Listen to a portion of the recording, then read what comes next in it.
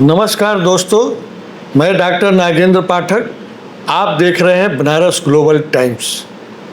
जैसा कि हम लोगों ने आर्थिक कार्यक्रम में हमेशा वित्तीय साक्षरता को ध्यान में रखते हुए कोई न कोई हम लोग कार्यक्रम लाते रहते हैं। आज का जो विषय है वो भारतीय रुपये में गिरावट, क्या स्थिति है, क्या इसका समाधान है। तो हमारे साथ स्टूडियो में मौजूद हैं श्री M.K. पांडे जी, जो आर्थिक विशेषज्ञ हैं और बैंकिंग क्षेत्र में काम करने का एक लंबा अनुभव आपके पास है। तो आज हम आपसे बात करेंगे भारतीय रुपये में गिरावट। जैसा कि आम लोग आजकल एक धारणा बन गई है कि कोई भी हमारे देश में हो रहा है वह ईरान और इजराइल युद्ध का परिणाम है, तो हम उसको ध्यान में रखते हुए हम किसी चीज़ का आकलन कर रहे हैं। तो क्या भारतीय रुपया में जो गिरावट आ रही है वो किस कारण से आ रही है, इस पर हम आज चर्चा करेंगे। तो पहला मेरा सवाल है पांडे जी, सुना है कि रिजर्व बैंक ने भारतीय बैंकों को कोई दिशा निर्देश दिया है, वह दिशा निर्देश है क्या? पाठक जी धन्यवाद। ने मुद्रा का जो डिप्रिसिएशन है ये किसी भी देश के लिए चिंता का विषय है जी। और मुद्रा डिप्रिसिएट तभी होती है जब आपके मुद्रा की कह सकते हैं इन वैल्यू इंटरनेशनल डिमांड कम होती है।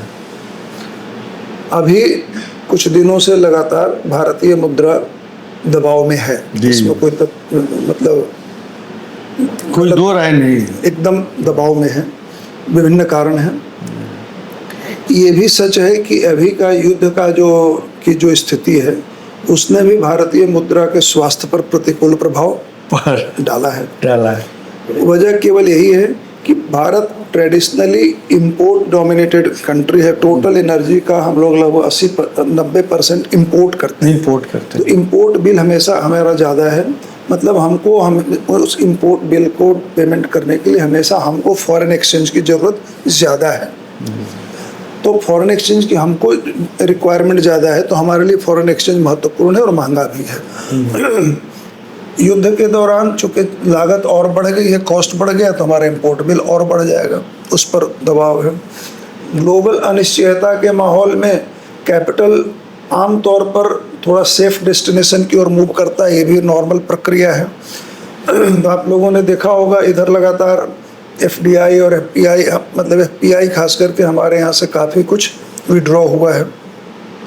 ये सभी रुपए के मूल्य पर दबाव डालते हैं।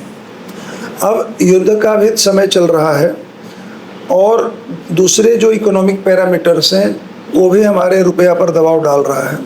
तो भारतीय रिजर्व बैंक की ये जिम्मेदारी है और हम समझते हैं कि वो अवेयर भी हैं कि अपनी ओर से वो सारे उपाय किए जाएं जिसकी वजह से मुद्रा में जो गिरावट आ रही है, एक जो वोलेटिलिटी है जो बिल्कुल एकदम ऐसे ग्राफ ऊपर नीचे हो रहा है, उसको कैसे स्टेबल किया जाए।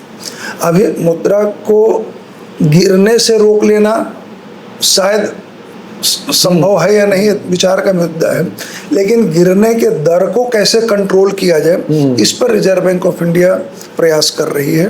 और उन्होंने अपने सभी बैंकों को अपने फॉरेक्स ट्रांजैक्शन के संबंध में एक दिशा निर्देश जारी किया है कि आने वाले 10 अप्रैल के बाद से 10 अप्रैल से उनका जो ओपन पोजीशन हो, नेट ओपन पोजीशन, वो $100 मिलियन से ज़्यादा ना हो। ये उनका गाइडलाइंस है कि टोटल मतलब जो नेट ओपन पोजीशन है वो $100 मिलियन से ज़्यादा ना हो।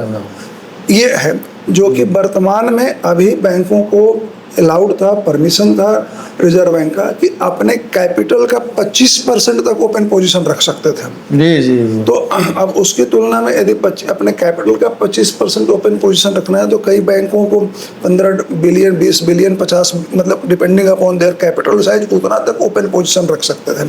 अभी रिजर्व बैंक ऑफ इंडिया ने कहा कि आपका net open position $100 million dollar से ज़्यादा नहीं होना चाहिए at the end of the day. ये आरबीआई का दिशा निर्देश है सभी बैंकों का। तो सभी बैंक जो है इससे असहज क्यों हो गए हैं, इस दिशा निर्देश से उनकी क्या प्रतिक्रिया है? देखिए, बैंकों को लाभ कमाना है जी सर, इसमें कोई गलती नहीं है। लाभ कमाने के लिए जो लेजिटिमेट मीन्स हैं, ट्रेजरी ऑपरेशन, वो बैंक का एक मतलब इम्पोर्टेंट काम है। ये पर्टिकुलर चीज़ को समझने के लिए कि जैसे आरबीआई ने क्या कहा और क्यों कहा, इसका क्या परिणाम होगा, क्यों बैंक असहज हैं, इसमें हम लोगों को कुछ 4-5 मौलिक बातों को ध्यान में रखना होगा। एक आंकड़ा मैं छोटा सा शेयर करना चाहूँगा अपने दर्शकों के साथ कि हम भारत के 5 बड़े बैंकों का आंकड़ा सामने ले रहे हैं और उनके पिछले 3 वित्तीय वर्ष का ट्रेजरी ऑपरेशन की फिगर हम लोग ले रहे हैं, जो थोड़ा मोड़ा अप्रोक्सीमेट होगा, वो देखना होगा।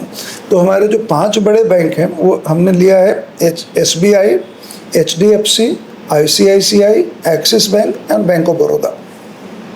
हमने वित्तीय वर्ष लिया है 22-23, 23-24 और 24-25।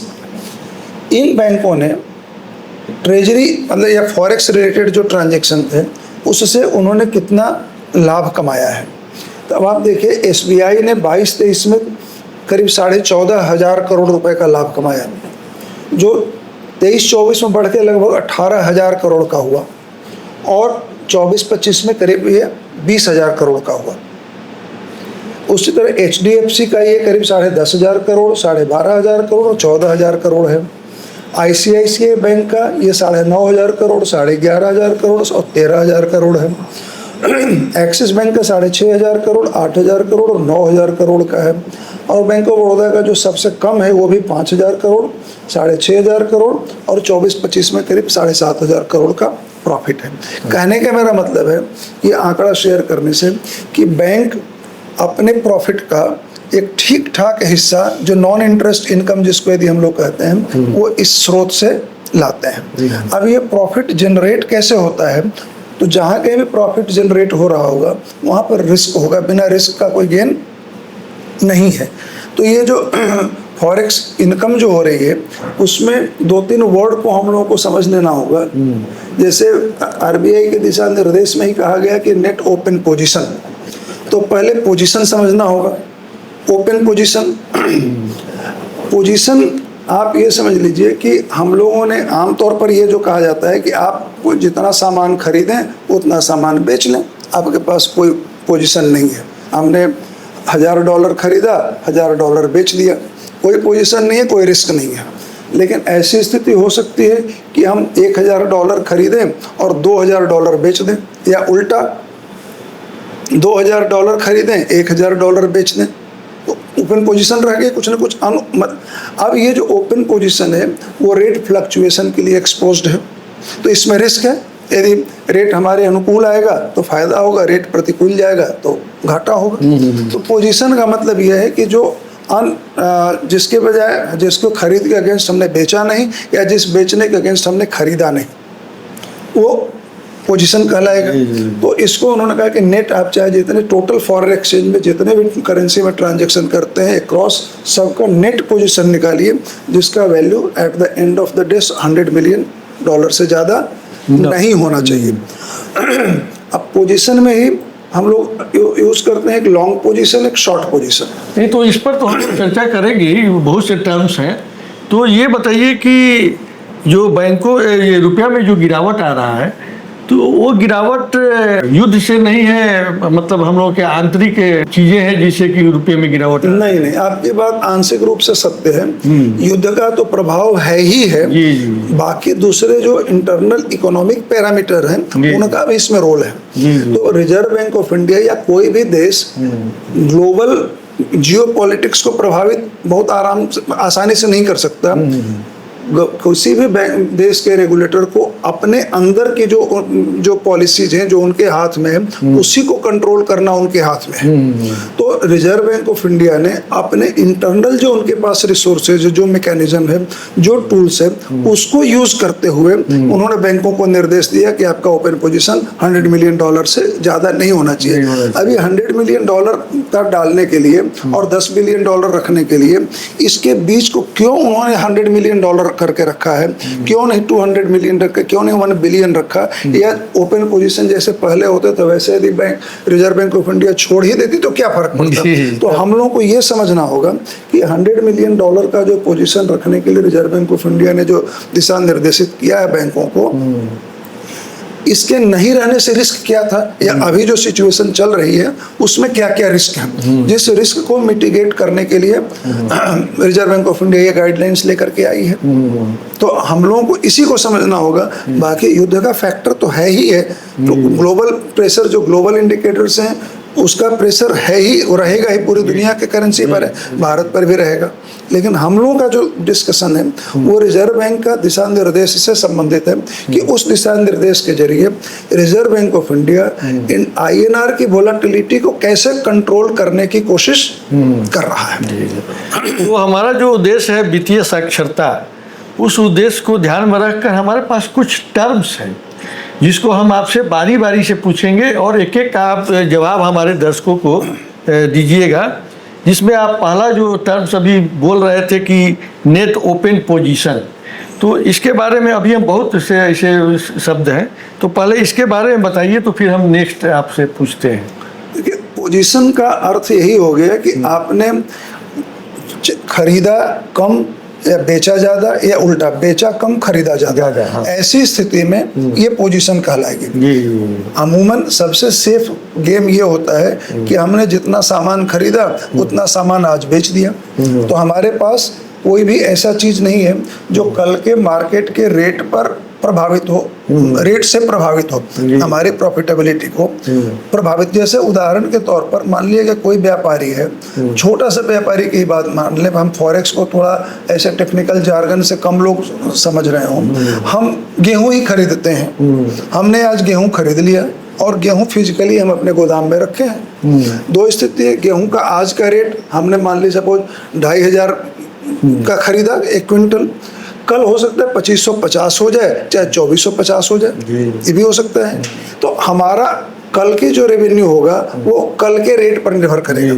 तो अभी हमारा जो गेहूं है वो ओपन है, ओपन पोजीशन है, लेकिन अपना गेहूं आज यदि हमने मान लिया कि 10 क्विंटल खरीदा, जिस भी रेट पर खरीदा, और आज ही हमने उसको बेच भी दिया, तो अब कल रेट चाहे जो भी हो, हमारे प्रॉफिटेबिलिटी पर, हमारे रेवेन्यू पर उसका फर्क नहीं पड़ेगा। तो ये क्लोज पोजीशन है। लेकिन हमने मार्केट के सेंसिटिविटी के, मार्केट के मूवमेंट के हिसाब से अपने इनकम को जोड़ रखा है, तो ये ओपन पोजीशन है। अच्छा या पोजीशन है। जी।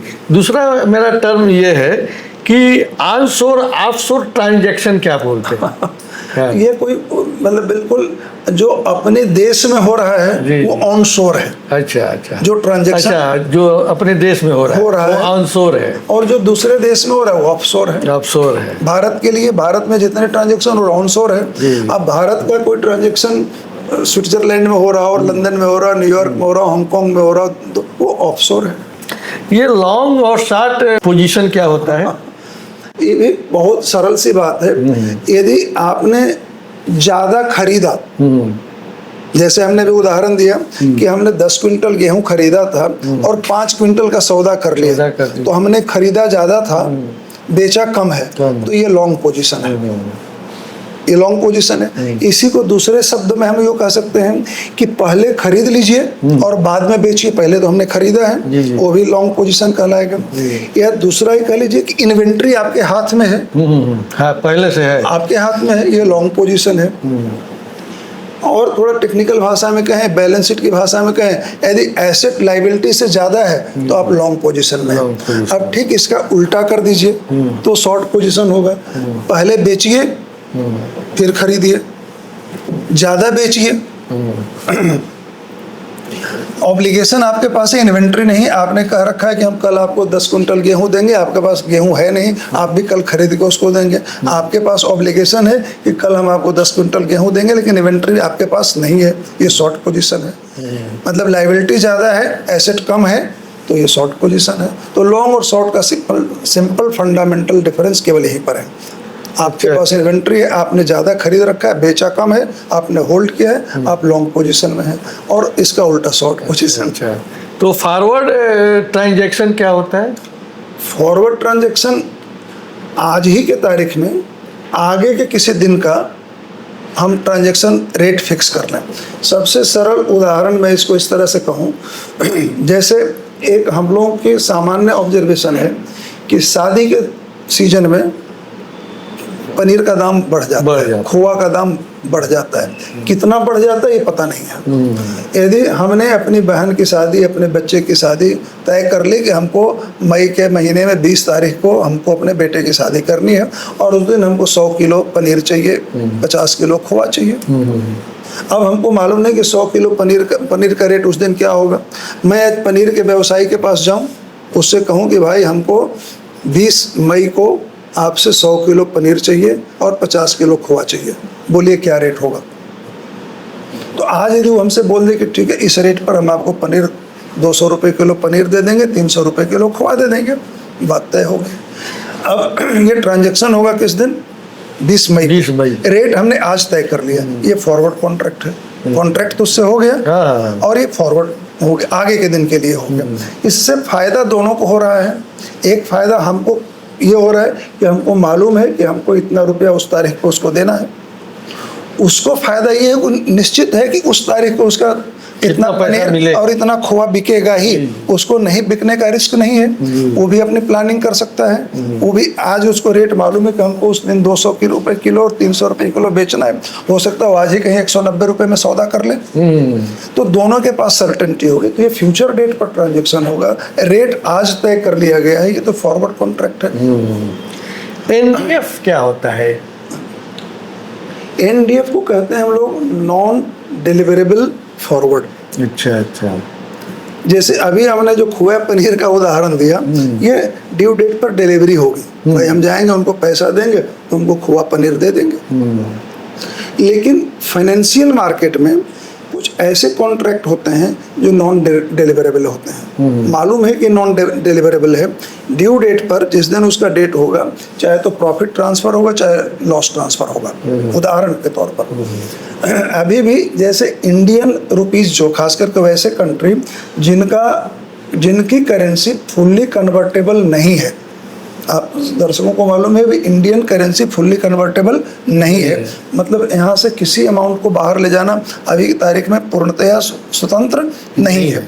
तो वैसे केसेस में क्या होता है कि एक कॉन्ट्रैक्ट होगा कि इस डेट पर इस रेट से हमको INR चाहिए। अब उस डेट पर आकर के यदि मान लीजिए कोई आज सौदा करे कि जून के महीने में या मई के महीने में हमको 100 रुपये, हालांकि 100 कहना कह भी सकता है, 100 रुपये के हिसाब से उसने INR का कॉन्ट्रैक्ट कर लिया डॉलर के अगेंस्ट, और ड्यू डेट पर मान लीजिए कि रुपया 100 के बजाय 98 रहा, 95 रहा, तो 5 रुपए का डिफरेंस हुआ। तो उस दिन केवल ये 5 रुपए का जो डिफरेंस के हिसाब से जो अमाउंट होगा उसका डॉलर में सेटलमेंट हो जाएगा। पूरा ये मिलियन बिलियन रुपीस ले जाने की जरूरत नहीं पड़ेगी। और ठीक उल्टा होगा, यदि रेट बढ़ गया तो जो प्रॉफिट का अमाउंट होगा वो केवल प्रॉफिट और लॉस के अमाउंट का उस दिन की करेंसी में, करेंसी के रेट से कन्वर्टेबल मतलब ट्रांजेक्शन होगा। ये NDF है, नॉन डिलीवरेबल फॉरवर्ड, जो बैंक के केसेस में ज़्यादा होते हैं। अच्छा।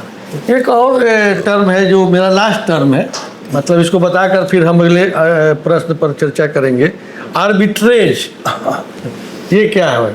आर्बिट्रेज को आप हिंदी में ऐसे हम लोग कहें कि दो अलग अलग मार्केट में रेट का जो डिफरेंस का जो फायदा लेना है वो आर्बिट्रेज है।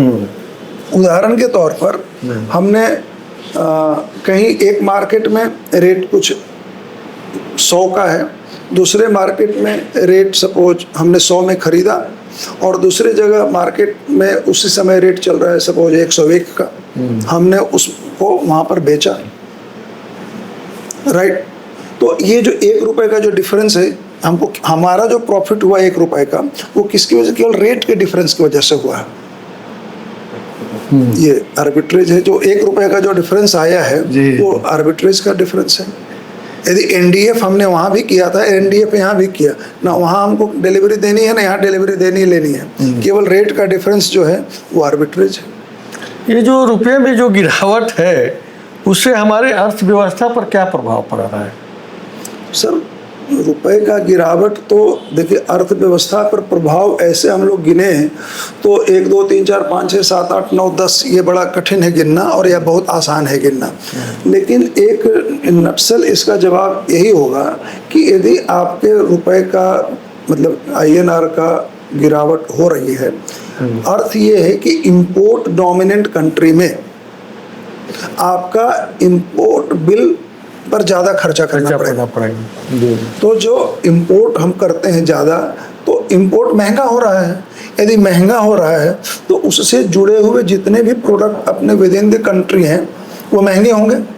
और भारत के केस में और अलग सी बात है कि एनर्जी का हम 90% इंपोर्ट करते हैं, तेल हो गैस हो, और तेल और गैस रोजमर्रा की जिंदगी में शामिल है। हमारी एक एक चीज को प्रभावित करते हैं, सब्जी से लेकर के माने किसी भी चीज को आप नाम लीजिए, सब पर इस एनर्जी का कॉस्ट उसको प्रभावित करता है। तो जैसे अवमूल्यन होगा, उसका डिप्रिसिएशन होगा, तो ये मान के चलिए कि अपने महंगाई बढ़ेगी, अपने फॉरेन एक्सचेंज रिजर्व पर एडवर्स इम्पैक्ट पड़ेगा देश की, और ये रिपल की तरह फर्दर और आपके रुपए पर दबाव आता जाएगा। तो इन नक्सल हम लोग यही कहेंगे कि रुपए के दाम के घटने से ज़्यादातर इंपोर्ट डोमिनेंट कंट्री में, इंपोर्ट डोमिनेंट इकोनॉमी में प्रतिकूल प्रभाव पड़ता है। तो ये केवल भारतीय रुपये में गिरावट की अन्य देशों के जो करेंसी है उसमें भी कोई गिरावट आ रही है? ये जैसे मैं यदि कहूँ तो ये अक्रॉस द लाइन सब पर लागू होता है। जहाँ कहीं भी मुद्रा में गिरावट है उस देश में महंगाई बढ़ने की संभावना, मुद्रास्फीति बढ़ने की संभावना ज़्यादा है यदि वो इंपोर्ट डोमिनेंट है। तो यदि एक्सपोर्ट डोमिनेंट है तो उसको तो फायदा है, उसको ज़्यादा मिलेगा। उसके जो एक्सपोर्टर्स होंगे, एक्सपोर्टर को अपने एक्सपोर्ट के बराबर ज़्यादा INR मिलेगा। जी। तो इस युद्ध के दौरान किस देश की करेंसी को फायदा भी हो रहा है? ये कहना थोड़ा सा अभी बहुत मुश्किल है। मुश्किल है। ट्रेडिशनली डॉलर मजबूत है, लेकिन जिस हिसाब से भी जियोपॉलिटिकल सिचुएशन बदल रही है, अमेरिका के प्रति लोगों का विश्वास कमजोर होता जा रहा है। विद इन अमेरिका जिस तरह से विरोध हम लोग मीडिया के जरिए सुन रहे हैं कि ट्रंप प्रशासन के विरुद्ध लाखों लोग सड़क पर उतरे हुए हैं, तो इस हालत में डॉलर को, मैं नहीं कहता कि इसके होने के वजह रातों रात डॉलर कमजोर हो जाएगा, लेकिन एक विश्वसनीयता, उस पर डिपेंडेबिलिटी कम हो रही है। हो सकता है आने वाले दिन में डॉलर को भी नुकसान हो। मतलब सभी मुद्राओं पर असर पड़ सकता है इसका। भारतीय रिजर्व बैंक जो है वह $100 मिलियन की सीमा उसको क्यों तय करना पड़ा, क्या कारण है? देखिए, ये $100 मिलियन का जो फिगर निकाला गया होगा, ये रिजर्व बैंक के द्वारा अंदरूनी स्टडी करने के बाद ही हुआ होगा।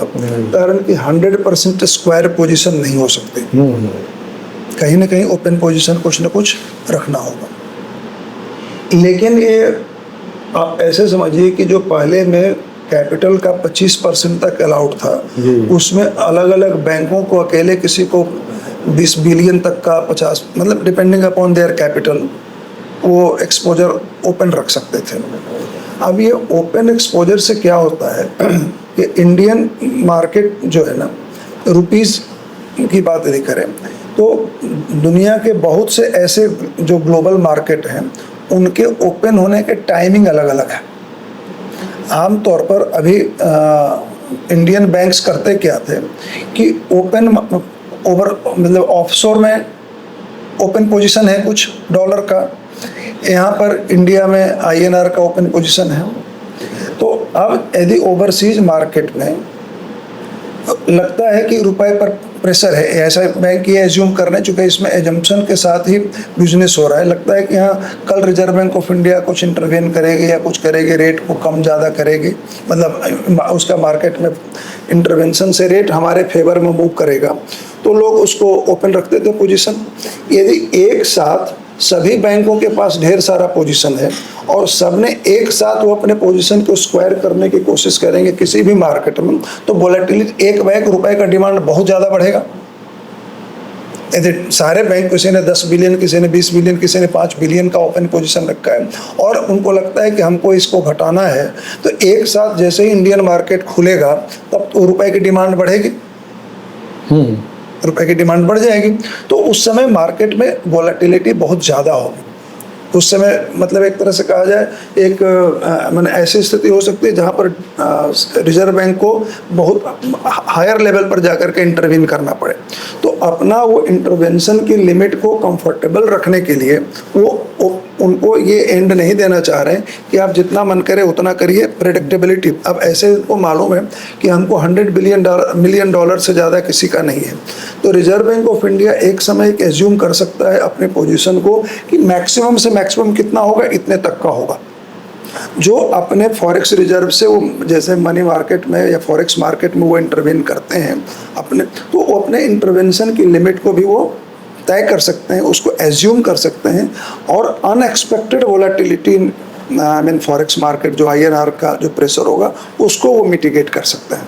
तो बेसिक पर्पस यही है कि रिजर्व बैंक के पास अपनी जो टॉलरेंस लिमिट है, जो उनके पास प्लान करने की जो एक कह सकते हैं कि स्ट्रेटेजी जो है, जो क्षमता है, उसके हिसाब से मार्केट को कंट्रोल कर सकें, तो उन्होंने ये लिमिट तय की है।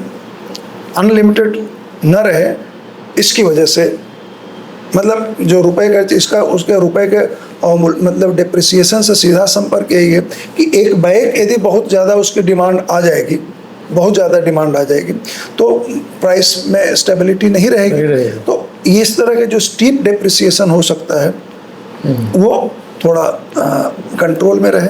तो मुख्य पर्पस इनका यही है और बैंकों को है कि इससे चूँकि उनको प्रॉफिट कमाने का एक एवेन्यू कम हो रहा है, तो इसलिए बैंक थोड़े से असहज हैं। थोड़ा उन्होंने ज़्यादा टाइम मांगा है कि हमको 3 महीने का टाइम दे दीजिए या आगे जो भी अपने प्लानिंग के हिसाब से, लेकिन वर्तमान परिस्थितियों को देखते हुए बिल्कुल अनप्रेडिक्टेबल अनसर्टेनिटी के लिए, वोलेटिलिटी को कर्व करने के लिए रिजर्व बैंक ऑफ इंडिया ये $100 मिलियन ओपन पोजीशन के रिस्ट्रिक्शन के साथ अपना दिशा निर्देश बैंकों को जारी किया।